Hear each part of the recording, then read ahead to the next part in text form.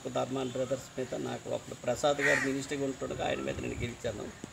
ఆ తర్వాత internal politics నుండి కొంత 5,000తో 5,300తో ఇప్పుడు ఓడిపోయినా సరే అట్లా ఉండిపోయినా నాకు ఈ 20 ఇయర్స్ మొత్తం నేను చేసింది.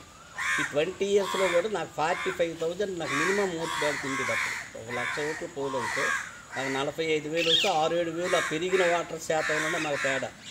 నేను అన్నాలు పార్టీని నిలబెట్టగలిసానంటే నేను స్టేట్ పాలిటిక్స్ చేశాను కాబట్టి అది అన్నాలు నాకు ఆ పార్టీ కారణం నిలబడింది.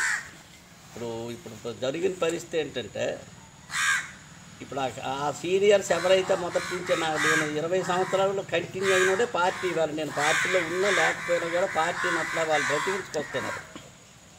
ఆ క్యాడర్ ఇప్పుడు నెగ్లెక్ట్ చేయబడుతుందని చాలా దగ్గర నాకు కంప్లైంట్స్ వస్తున్నాయి. ఎందుకంటే నేను స్టిల్ అయ్యాను తెలుగుదేశం, నేను విఘ్నేష్ లేదు పార్టీ రకరకాల ఎప్పుడు మేము విన్న ఇది జరుగుతున్నాయి ఇక్కడ అని మరి ఉంటారు క్యాడర్లో అసంతృప్తి అంటే అదే మరి వాళ్ళు పట్టించుకోకపోవడం. మొదటి నుంచి ఎవరైతే పార్టీ కష్టపడుతున్నారో వాళ్ళని బైపాస్ చేసి కొత్త క్యాడర్ని ఎంకరేజ్ చేయడం అది జరుగుతుంది. చాలామంది నా దగ్గరికి వచ్చి చేస్తున్నారు సరే కొన్ని వెయిట్ చేద్దాం ఇంకా సర్దుకుంటలేము చూద్దాం అనుకుని ఉంటుంది.